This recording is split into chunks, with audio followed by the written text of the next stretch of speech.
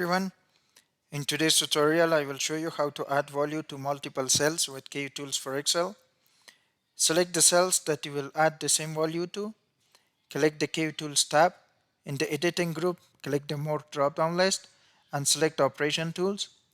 In the Operation Tools dialog box, select the addition under the Operation section and enter the value you will add to the selected cells in the text box. Next, check the Create Formulas option and click the OK button. As you can see, the value of 200 is added to our top score values. Thanks for watching and please subscribe for more videos.